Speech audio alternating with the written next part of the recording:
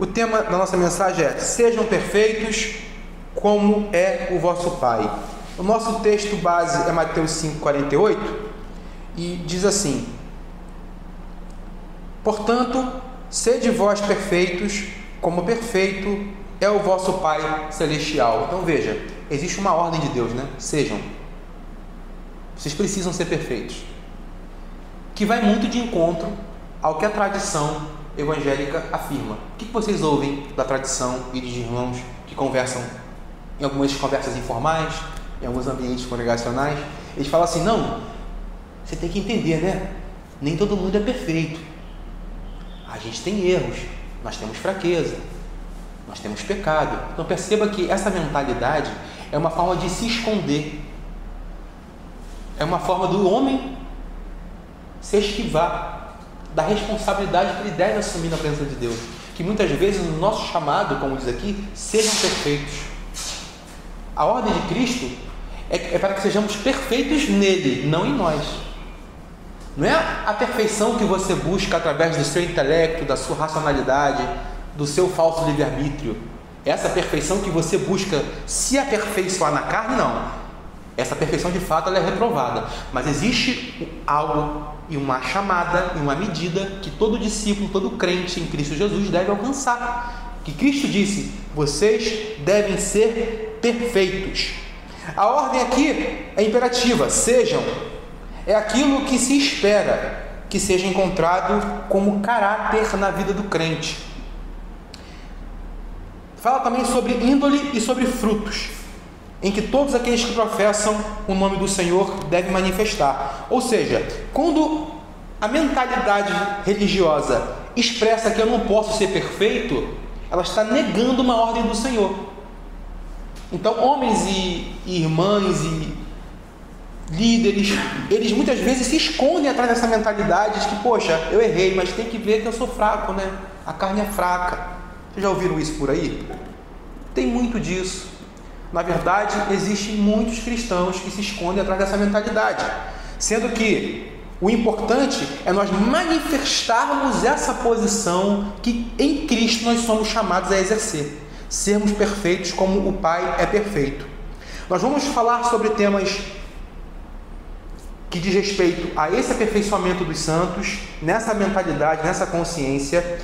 Diz aqui o texto em Romanos que nós não devemos nos conformar com este mundo, porque quando nós não nos conformamos com esse mundo e com essa mentalidade religiosa, quando nós nos posicionamos para nós entendermos o que é ser perfeito em Deus, nós somos levados a conhecer a boa, agradável e perfeita vontade de Deus. Então, existe uma perfeita vontade de Deus, existe uma ordem do Senhor: sejam. Sabemos, amados, que o objetivo principal é que o homem se torne perfeito e habilitado, como Paulo ensinou. Também é atingir essa devida maturidade espiritual. Então, ser maduro espiritualmente, ser um crente discernido e um homem espiritual é atingir essa maturidade em Cristo. O texto que eu estou lendo aqui, Mateus 5,48, fala assim, fala do amor ao próximo. No versículo 43, o Senhor diz assim: ouvistes que foi dito, amarás o teu próximo e odiarás o teu inimigo. Então, em Moisés era assim, né? Ame o teu próximo e odeie teu inimigo. Em Moisés, na lei antiga, era assim. Para um judeu, o próximo, a mentalidade de judeu, como é que é formatada? O meu próximo é um judeu como eu. Então, eu vou amar aquele que parece comigo. Vou amar aqueles que são da mesma classe social que eu, aqueles que têm os mesmos recursos. Então, eu vou escolher amar aquele que se parece comigo. Essa era a mentalidade de um judeu. Por isso que muitas vezes um judeu era repreendido na nação, toda a liderança, todo o governo era repreendido, porque eles deixavam a causa do órfão, da viúva, dos estrangeiros, você entende? Eram os mais frágeis naquela ocasião. Então, não era o próximo. É muito mais fácil o quê? Amar aqueles que são parecidos conosco, né? Que vestem boas roupas, que têm um linguajar legal, né? Que a gente se assemelha assim, poxa, eu vou me relacionar com esse próximo aí. Mas muitas vezes a gente ignora e a gente deixa passar a oportunidade de nós manifestarmos esse ser perfeito na presença de Deus. 44 diz: eu, porém, vos digo, Jesus, amai os vossos inimigos. Mudou totalmente. Agora não é mais amar só o teu semelhante de forma religiosa. Agora é amar o teu inimigo, que é a parte mais difícil do Evangelho. E orai pelos que vos perseguem. Você sofre perseguição? Você sofre oposição na sua vida, nos seus relacionamentos, no seu trabalho, por onde você vai? Você sofre oposição? De alguma forma, você já pensou na sua mente agora, você tem algum inimigo? Você tem alguma desavença? Cristo está querendo nos ensinar essa manhã que nós devemos abençoar e orar até mesmo por aqueles que se opõem à nossa vida. Que é a parte mais difícil do Evangelho. É se manifestar dessa maneira. Sejam perfeitos. Ser perfeito é um mandamento, é uma ordem para todo crente. Então nós não podemos pensar, a carne é fraca, eu não consigo amar. Entende? Ah não, mas todo mundo tem falhas, né? Como é que eu vou amar essa pessoa se eu sou falho? Entende o discurso? Muitas vezes nós vemos o quê? Líderes religiosos e pessoas vestindo uma capa de santidade e autoridade para a congregação, falam uma coisa, mas quando acaba o culto, fecha a Bíblia, não ama o próximo como a si mesmo, né? Muitas vezes joga de lado a ovelha que está machucada, muitas vezes despreza aquele que não tem tanto conhecimento bíblico, tem dificuldade na caminhada. Vocês já viram isso, com certeza, na caminhada de vocês. E o que o Senhor fala aqui, no versículo 45? Para que vos torneis filhos do vosso Pai Celestial. Então, ou seja, para que você seja um filho legítimo, para que você seja um discípulo de Jesus, você vai precisar manifestar esse amor perfeito de Deus. Olha como é que é estreito. Entende? Porque Ele faz nascer o seu sol sobre maus e bons, vir chuva sobre justos e injustos. Se Deus faz isso, e aqui é uma forma de Deus manifestar que Ele ama a todos, ama até os inimigos, os injustos. O sol nasce sobre todos, a chuva cai sobre todos. Todos têm mantimento, todos trabalham, todos têm oportunidade na vida, porque Deus assim faz. Então, se o Senhor, que é o Deus Todo-Poderoso, o Pai da misericórdia e o Deus da consolação, faz dessa maneira, nós como os filhos devemos também fazer de igual modo. Porque se vos amardes o que vos amam, que recompensa vocês vão ter? Me diz, amados, se eu só amar você só antes, se eu só amar você é meu irmão, você caminha comigo, né? Se eu só amar aqueles que me amam, qual é a recompensa que eu vou receber, irmão? Eu já recebi meu galardão. Se eu exercer misericórdia e a bondade com você, eu já recebi meu galardão. Mas Cristo, ele quer na verdade trazer você para enxergar a ótica de Deus, para que você não seja egoísta no seu coração a ponto de você só viver uma vida para si mesmo. É isso. O foco aqui é tirar o cristão dessa visão, dessa mentalidade de viver para si. Ele inserir no seu dia a dia, na sua filosofia de vida, ele inserir esse próximo. Quem é esse próximo? Quem é esse próximo? É o adversário. Muitas vezes que quando você vai conversar, você vai discipular, quando você vai se aproximar, essa pessoa resiste você, resiste a sua palavra, muitas vezes critica você. Entende? É muito ruim receber críticas, não é? E quando você recebe críticas daquela pessoa que você não tem muita afinidade, mas Deus está dizendo que você tenha misericórdia, que você manifeste esse Filho de Deus perfeito, é você no teu coração ser longânimo, ser manso e olhar esse próximo como a si mesmo, entende? E ser misericordioso para com ele. Esse que é o ensinamento. Ele fala aqui no versículo 47: e se saudardes somente os vossos irmãos, que fazeis demais? Não fazeis os gentios também o mesmo? Portanto, aqui vem a frase, portanto, entenderam?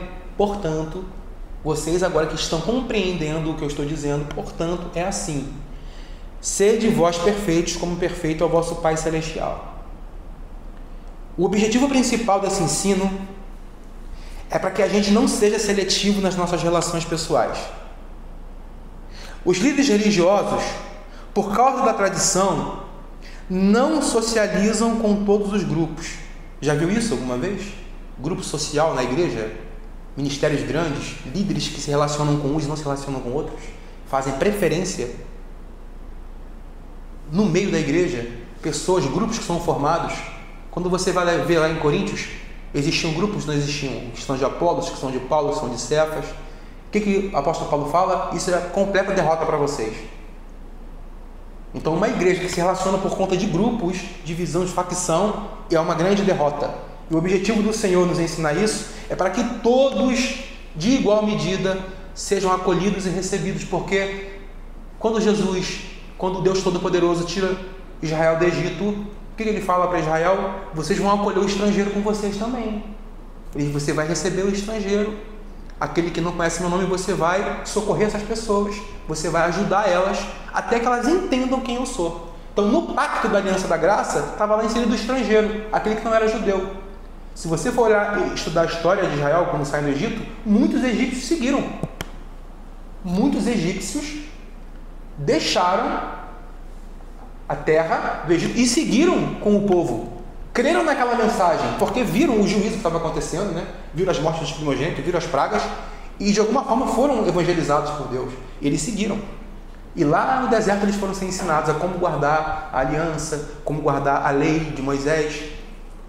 Então, a finalidade de Jesus falar isso para os grupos religiosos, qual era a finalidade que Jesus falou isso? Para que eles se tornassem filhos do vosso Pai Celestial.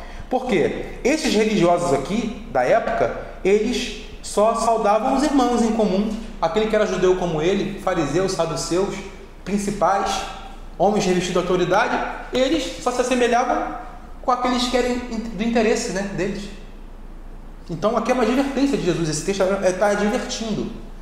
E por que, Jefferson, você está trazendo esse texto hoje? Não é porque eu estou trazendo, é porque Deus quer trabalhar em nossas vidas para nós atingirmos essa perfeição de filhos, amando a todos. Porque esse amor no teu coração vai se reverter em clamar por almas. Você está entendendo? Porque se você entender que o teu próximo é quem está lá na comunidade, se você entender que o teu próximo é muitas vezes aquela pessoa que trabalha com você, aquela pessoa que você convive no seu prédio, lá onde você anda, no seu trabalho, onde eu trabalho, se você entender que ele é teu próximo, ele carece de misericórdia. Mas nós somos melhores do que eles. Isso aqui é para o Senhor proteger nosso coração da soberba, entende? É proteger nosso coração da vaidade. Então, todos os filhos de Deus são chamados para alcançarem essa estatura de homem perfeito. Bom, eu citei aqui características de filhos legítimos. Quais são? Eles são misericordiosos e não se relacionam por interesse próprio. É uma característica de um filho legítimo no reino de Deus. Ele não se relaciona por interesse. Você entende, Vitor? Eu não tenho interesse nenhum em você, senão que você seja levado a Cristo. Esse é meu único interesse. Meu único interesse é ver Cristo ser formado em você. E você para comigo também tem que ser esse. Esse é o maior interesse. Porque se Cristo sendo formado em nós, nessa dimensão, nós atingimos essa estatura de homem que Deus espera de nós. Homem liberto no coração, irmãos. Homem liberto de si mesmo, sabe? 2 Timóteo 3,18 diz assim: toda a escritura é inspirada por Deus. Ela é útil para o ensino, para a repreensão, para a correção, para a educação na justiça, esse afim expressa o quê? O objetivo principal. Por que existe a Escritura? Por que a Escritura repreende? Por que a Escritura corrige o Filho de Deus? Tem uma finalidade. E qual é essa finalidade? A fim de que o homem seja perfeito e perfeitamente habilitado para toda boa obra. Aqui. É por isso que nós estamos aqui hoje, sendo ministrados pelo Espírito Santo, recebendo esse conselho, recebendo a palavra de Deus, para que nós venhamos a chegar nessa estatura de homem perfeito, que é ser misericordioso, quer ser um cristão que não se relaciona por interesse, quer ser um cristão que ama o seu próximo, ama o seu inimigo, porque isso vai fazer com que no teu coração e na minha vida nós venhamos a desejar resgatar pessoas em toda oportunidade que tivermos. Eu não sou perfeito, eu não sou melhor do que você, tenho muitas falhas, tenho muitos erros, mas eu sempre peço ao Senhor, me dá a oportunidade, quando eu estiver na rua, em algum lugar, no mecânico, na sorveteria, no mercado, eu encontrar alguém, que eu consiga falar de Jesus para a pessoa. Entende? Porque a gente, passado o tempo, que a gente é cristão, muitas vezes a gente para de evangelizar, a gente para de falar de Jesus. O que essa pessoa vai pensar, entendeu? Porque é normal. A gente cai nesse ostracismo, a gente cai nessa zona de conforto e muitas vezes a gente esquece de falar de Jesus. A gente adia, a gente não evangeliza, a gente não joga semente. É normal, acontece comigo também, acontece com todo mundo. Mas eu creio que o Senhor está despertando a nossa vida e a sua vida para evangelizar, para ganhar almas, para falar de Jesus. E que essas pessoas vejam as vossas boas obras do vosso Pai em nós. É para isso. Eles vejam as vossas boas obras. Então é muito importante o testemunho. Nós precisamos pedir muito pelo testemunho de Cristo, cada vez mais crescendo em nossa vida. Tá bom? Olha, diz aqui ainda: um cristão, ele não pode ser apegado com o mundo e com bens materiais. Exemplo do jovem rico: se julgava bom de si mesmo, mas guardava ídolos no coração.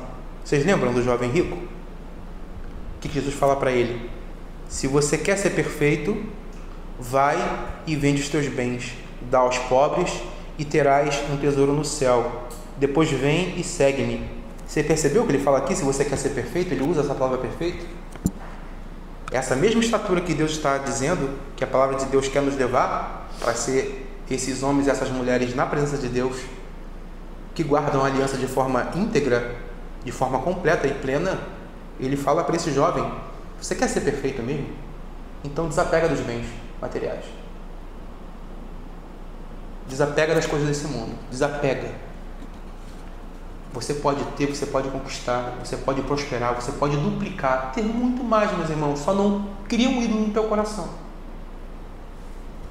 Isso se relaciona para tudo, tá, irmãos? Não idolatre o teu trabalho, não idolatre o dinheiro, não idolatre a tua conta bancária.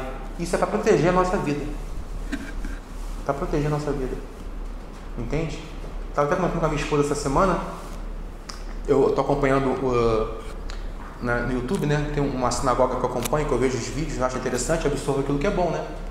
E o que eu achei interessante é que ele me constrangeu na fala que ele conversou. Ele falou assim: gente, um judeu falando, as pessoas acham que os judeus, por guardarem o sábado, estão errados, né? Acham que a gente é religioso porque a gente fica um dia guardando o sábado. E dizem que nós é que somos escravos da lei. Mas pensa bem, ele falando comigo, você trabalha de domingo a domingo, você não tem tempo para sua família, você fica totalmente agitado para poder ter dinheiro, para poder ter conta, para poder pagar, para poder ter. Muitas vezes você tira um dia na semana para cultuar Deus 1h30, acabou, tchau, paz do Senhor, tchau, tem que ir embora. Veja bem, ele falando isso, eu tô aqui, né, interpretando, é isso mesmo, eu tiro isso para mim, tá? Ele fala assim: quem é escravo? Eu ou você? Eu descanso no Senhor, eu tiro um dia, eu chego na sexta-feira, 18 horas da noite, eu paro, reúno a minha família. Olha que maravilha, olha que bênção, meu irmão. As esposas já sabem o que tem que fazer, começam os preparativos das comidas, das festas. Os meus filhos à roda da mesa, todos param, desligam o telefone, desligam a televisão. Olha aqui, isso é descanso, cara. Isso é descansar no Senhor, irmão. E eles param de 18 horas da noite até o sábado seguinte, só celebrando, com alegria, com salmos, com cânticos, com comida, com amizade, com gentes à mesa. Meu Deus, eu pensei, falei, caramba, ele está certo. Eu que sou escravo, ele que é livre, porque eu não consigo ter oportunidade dessa com meus irmãos. Nem sei o que é isso. Eles têm isso todo sábado. Todo sábado eles têm isso. Não estou dizendo que a gente vai guardar o sábado, entendeu? Não estou falando isso. Eu estou falando que o que está de espiritual por trás é glorioso demais. O cara tira para descansar com a família, com a igreja, com todos os irmãos. São fortalecidos um dia inteiro na presença de Deus. Entende? Aí ele fala no vídeo: quem será que é escravo? Quem será que está no Egito? Você edificando o Egito, trabalhando, pagando imposto, pagando juros, trabalhando pra caramba? Ou eu que descanso todo sábado, eu já gozo dessa eternidade que está por vir, que é descansar das obras, descansar da fadiga do mundo, descansar das tribulações e dos compromissos. Descansa, irmão. Eu falei: rapaz, eu vou trazer isso para minha vida. Vou começar a trazer isso para minha vida. Preciso aprender muito. Entendeu? Porque, pensa bem, irmãos, na rotina religiosa que a gente aprendeu, eu vim de uma igreja que o líder lá levantava, falava mal do judeu, falava mal, porque guarda a lei, guarda o sábado, isso aí. Amém. Só que, passado o tempo, irmão, a gente vai amadurecendo, a gente vai ver que o que importa, irmão, é a comunhão. O que importa, no final das coisas, é entrar nesse descanso, nesse repouso, de você olhar para o mundo e falar assim, esse mundo não me domina. Eu não vou entrar nessa rotina louca do mundo, de telefone, ter que responder mensagem toda hora, de ter que atender, de ter que falar com todo mundo. Não, isso aqui, irmão, eu vou descansar. Desliguei, vou ter minha presença, vou ter meu tempo de comunhão com a minha esposa, com a minha família, com meus irmãos. Isso é maravilhoso, irmão. O homem realmente, de fato, que conseguiu isso aqui, irmão, de fato ele entrou no descanso do Senhor, porque ele não anda mais atribulado com as coisas desse mundo. Entende? Então, lendo aqui o Hebreus 6, qual é o convite do escritor? Por isso, pondo de parte os princípios elementares da doutrina de Cristo, deixemos levar para o que é perfeito. Então você vai ver, se você for estudar esse princípio de ser levado ao perfeito, você tem toda uma teologia nas escrituras, todo mundo apontando, os escritores apontando para você caminhar nessa direção. Do cristão assumir a sua responsabilidade, todos nós aqui, de alcançarmos essa estatura, dessa medida, de ser esse ministro que a Bíblia aponta e indica. Deixemos levar para o que é perfeito. E Mateus 19, 21 fala assim: disse-lhes Jesus, se queres ser perfeito, eu já li essa parte. Se queres ser perfeito, vai e vende teus bens, dá aos pobres, e terá um tesouro aonde? Nos céus. Depois vem e me segue.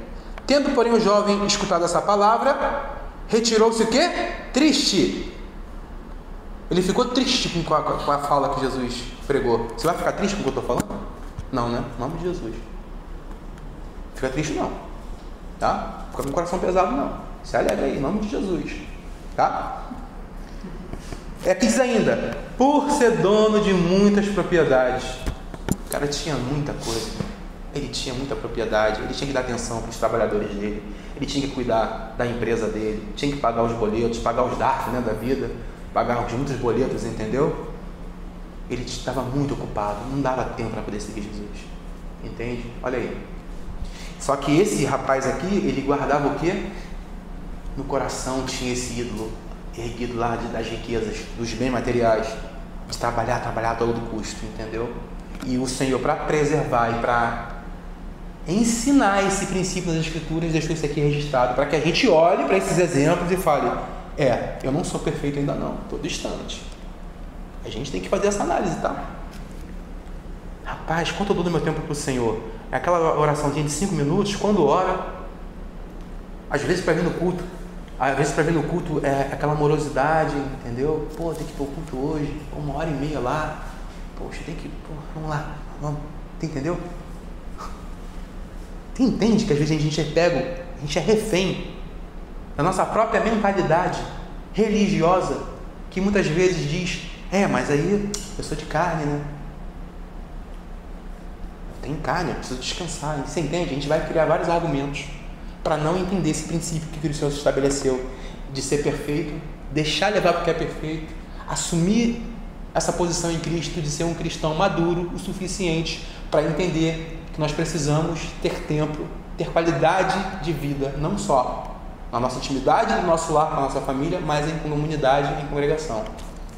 Aí esse judeu fala, meu irmão, guardar o Shabat para mim é um privilégio, é uma bênção eu passar o dia todo com o Senhor e com a minha comunidade. Meu Deus, eu olhei assim e falei, rapaz, ele está certo.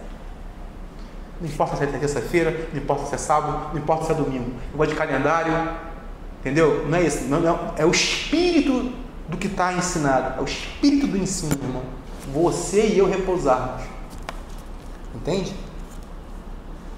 E falando um pouco aqui também em Tiago, diz assim, não vos enganeis, meus amados irmãos, toda boa dádiva, todo dom perfeito, essa medida de perfeição que nós estamos falando, que o Senhor diz aqui, sejam perfeitos, alcancem essa medida, isso vem como um dom, porque você de você mesmo não consegue viver. Isso que eu estou pregando aqui, que eu estou falando, a gente não consegue viver. Pela nossa intelectualidade, pelo nosso esforço humano, a gente não consegue viver. De fato, tem que ser uma graça, a gente tem que desejar isso. Esse dom vem do alto, é um dom de Cristo, é o Espírito que nos reveste para nós vivermos essa medida de vida agradável na presença de Deus. E aqui diz: toda boa dádiva, todo dom perfeito são lá do alto, descendo do Pai das luzes, em quem não pode existir variação sobre a de mudança. Pois segundo o seu querer, Ele nos gerou pela palavra da verdade, para que fôssemos como que primícias das suas criaturas. Amém, meus irmãos? Então é isso, tá? Eu vou ler aqui mais um texto com vocês.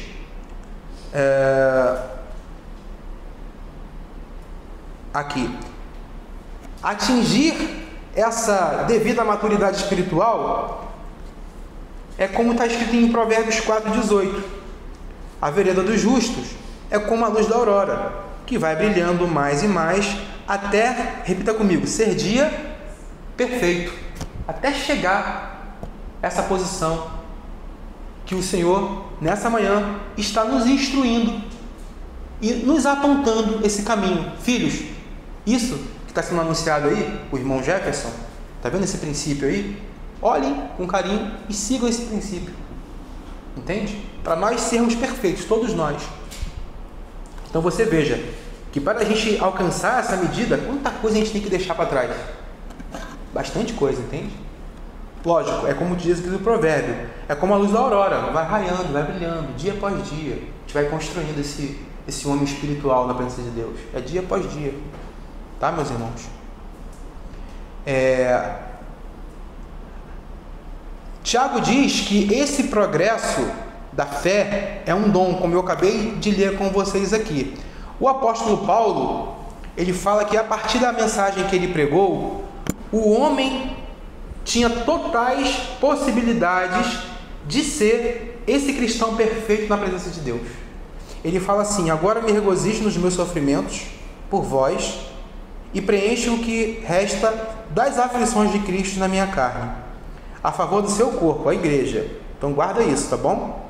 Guarda que o apóstolo Paulo foi separado para viver uma vida de sofrimento, de renúncia, de dores e de aflições. Por quê? Qual era o objetivo maior? O corpo de Cristo. Você vai entender lá na frente essa visão que Paulo tinha. O apóstolo Paulo, ele representa para nós essa estatura de varão perfeito alcançada em Deus. Ele é para a gente. Lógico, Cristo é a nossa referência, mas ele fala: sejam meus imitadores como eu sou de Cristo. Então ele assume esse papel. Paulo assume que foi esse homem amadurecido por Deus, esse homem que viu o Senhor. E Paulo diz: olha, através do que eu prego, o meu evangelho, vocês vão também alcançar essa medida. E ele que continua falando, no versículo 25: da qual me tornei ministro de acordo com a dispensação da parte de Deus que me foi confiada a vosso favor. Você veja, tudo que é feito por nós, e em nós, e através de nós, é para favor do próximo, né? Tudo que a gente recebe é para seu favor, e tudo que você recebe é para o meu favor. Esse é o princípio da vida comunitária cristã. Tudo que você recebe não é para você, entende? Como dom, como sabedoria, como inteligência, como profissão. As coisas que Deus capacitou de ser, até mesmo trocar um fio, até você ter uma excelência em trocar um ar-condicionado, não importa o que Deus fez, não importa o que Deus acrescentou sobre você. O que importa é que isso precisa ser revertido como oferta para a comunidade. Entende? Tudo que você venha fazer, se sabe fazer uma boa comida, aí carinho, fazer comida, reverte para a comunidade, tenha prazer, entendeu? Por que eu estou falando isso? Porque desse princípio que eu estou trazendo para vocês, de tirar um dia de descanso, de estar mais tempo com a igreja, todo mundo vem e apresenta os seus dotes. Um sabe fazer uma coisa, outro sabe fazer outra. Um sabe fazer outra coisa, outro sabe fazer outra. Aí nisso vem a unidade perfeita, onde todo mundo coopera e colabora. Entende? A Bíblia diz que quando a igreja vive dessa maneira, quem está de fora se constrange. Quem está de fora e vê, fica constrangido. Meu irmão, olha que eu li. Olha que bênção que eles vivem. Olha a harmonia. Entende? Isso é ser levado do que é perfeito. Entende? Não mais uma igreja que tem um culto no domingo, que tem uma cantina, mas que acaba o culto, é um falando mal do outro, é um grupinho ali. Não estou falando disso, entende? Estou tentando sair dessa contramão. Eu e antes conversamos outro dia. A nossa mentalidade que está sendo construída em nós é na contramão do que anunciam aí fora. É totalmente o oposto. Entendeu? Lógico, a gente vai ser mais exigido por isso, tá bom? Quero também te dizer isso, tá? você vai ser mais exigido, tá bom? Porque essa medida para viver esse cristianismo aqui, para viver essa vida com Deus, irmão, tem que ser de verdade. Não dá para ser de mentira. Não tem como ser, irmão. Para ser de mentira, volta lá para a religião lá e fica lá, sentado lá, escolhe o mediador para você, o teu profeta preferido de estimação, escolhe ele lá, entendeu? Dá o teu dízimo lá e fica lá. Que é muito mais fácil viver esse cristianismo. É muito fácil ser cristão, irmão. Eu te falo sobre isso. Escolhe uma igreja, senta, bota uma capa lá no domingo e tira a capa durante a semana, vive tua vida, entendeu? Mas a gente não foi chamado para isso. A gente foi chamado para ser íntegro e completo, como o Senhor está nos ensinando aqui nessa manhã. Atingir essa estatura de homem perfeito na presença de Deus. Sejam vocês perfeitos. E ele fala aqui, versículo 26, o mistério que estiver oculto dos séculos das gerações, agora todavia se manifestou aos seus santos. Recebe esse conhecimento? Recebe em nome de Jesus. Aos quais Deus quis dar a conhecer qual seja a riqueza da glória desse mistério entre os gentios, isto é, Cristo em vós, a esperança da glória. É esse Cristo sendo formado em nós que eu estou mencionando, esse Cristo, essa medida de varão perfeito. É esse Cristo que o apóstolo Paulo pregou, não o Cristo religioso. É esse Cristo que nós estamos mencionando aqui, desde o início. O qual nos anunciamos, advertindo a todo homem e ensinando a todo homem em toda a sabedoria, a fim de que apresentemos todo homem perfeito em Cristo. Aí. Entendeu isso que eu estou pregando hoje? Lógico, a gente não vai pegar esse entendimento todo e já começar a viver isso amanhã. É difícil demais viver isso.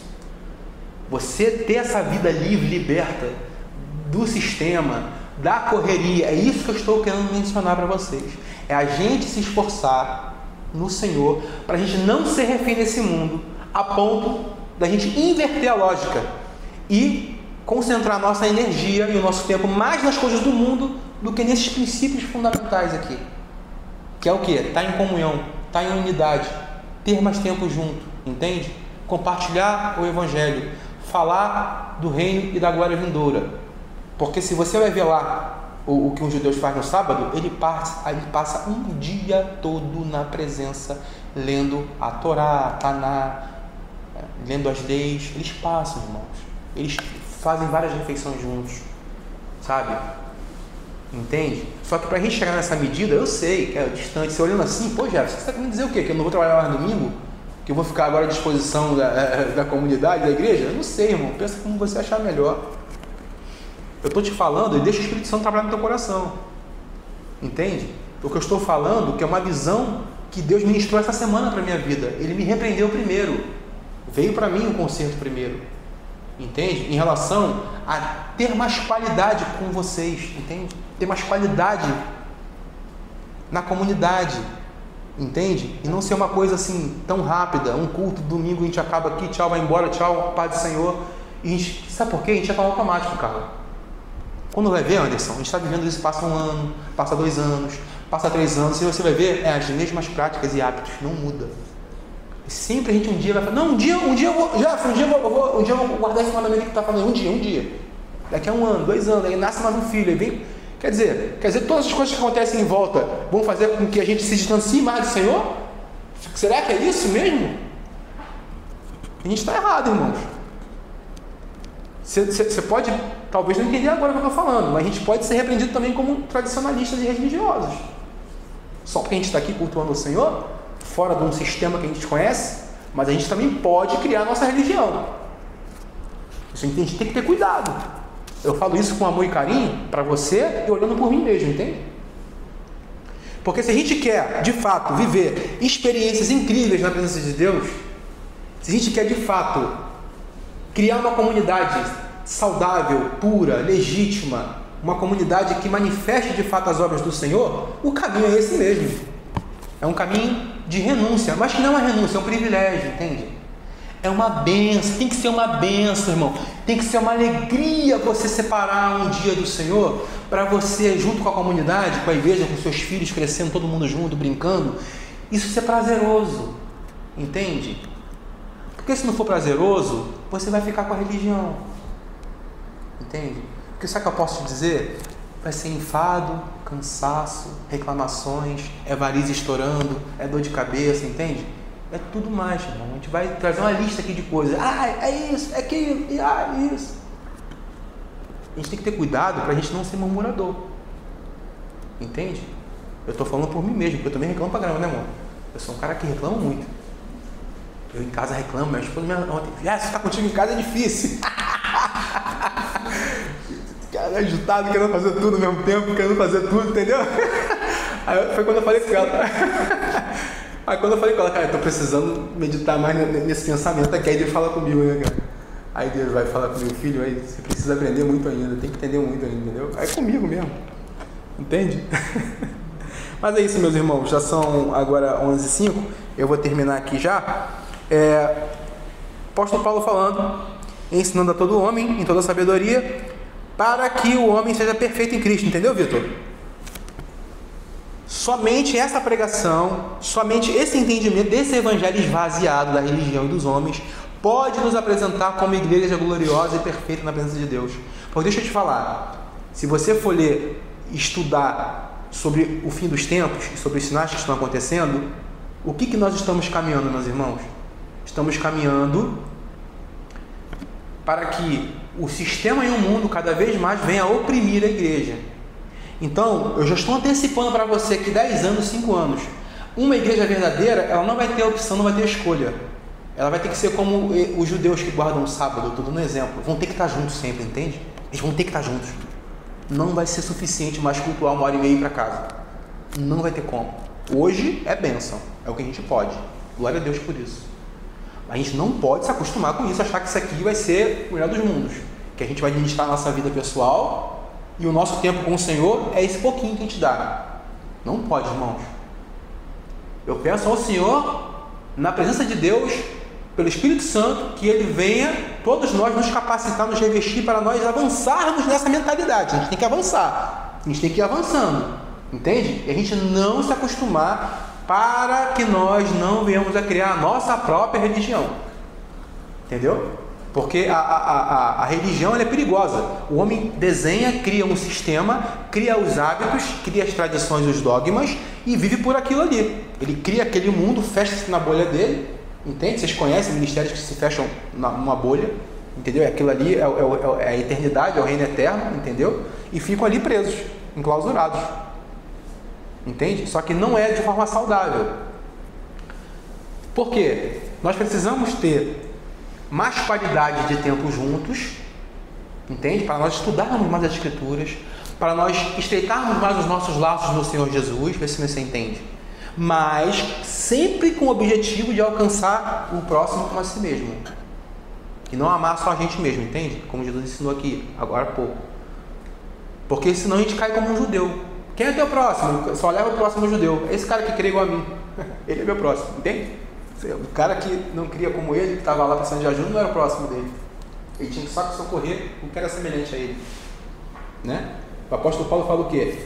Façamos bem a todos, mas principalmente aos domésticos da fé. Lógico, existe todo um doméstico da fé, um contexto de igreja primitiva, de igreja sofrida, de igreja sem bens. Lógico, o doméstico da fé nos dias de Paulo é um contexto diferente. Lógico, existe também um contexto de socorro aqui, para a gente exercer, lógico.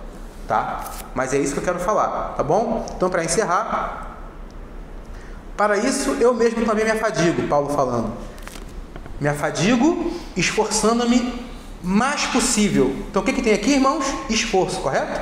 O apóstolo Paulo se esforçando através de sofrimentos, através de aflições, através de cumprir no corpo dele, ele renunciar à própria vida. Olha, por que ele está fazendo isso, irmãos? Para gerar vida onde? Na igreja. Entende? Ele fazia tenda, ele trabalhava com as próprias mãos para ter um testemunho diante de todos da igreja, porque ele não queria ser como os outros demais que se aproximavam da igreja para extrair o que elas poderiam oferecer. Então, os falsos apóstolos, que ele fala assim, estes tais falsos apóstolos, o que eles faziam? Eles se aproximavam da obra que Paulo fundou e eles vinham com uma sabedoria, uma filosofia que não revelava Cristo na sua plenitude. Muitas vezes traziam a lei misturada com a graça. Para quê? Para que eles fossem sustentados pela igreja. E Paulo olhava assim, fala assim, tem um exemplo em mim. Paulo é tremendo, né? Paulo não vivia da ajuda da igreja, trabalhava com as próprias mãos para não ser igual a eles, para que o exemplo se manifestasse, entende? Por isso que está falando aqui de sofrimentos, de aflições, né? Porque para Paulo, ele tirar um tempo de CLT, de trabalho lá, fazendo tenda, era o tempo que ele poderia estar na comunidade ensinando, né Anderson? Ensinando, aplicando, orando, intercedendo. Então, assim, tá vendo? Eu preciso fazer isso aqui para que o testemunho de Cristo não seja maculado, seja puro na presença de vocês. Vocês verem o que é o seu ministro. Isso é tremendo demais. Ele fala assim: para isso eu também me afadigo, esforçando-me o mais possível, segundo a sua eficácia que opera eficazmente em mim. Então é isso, meus irmãos. A eficácia do poder de Deus está nisso, em muitas vezes fazer com que você venha renunciar à sua própria vida, renunciar aos seus bens, por amor de Cristo e da sua igreja. Tá bom, meus irmãos? Então nós vamos fazer essa oração final. Existem outros textos aqui que eu não vou entrar, já são 11h10, deixa uma outra oportunidade, tá bom?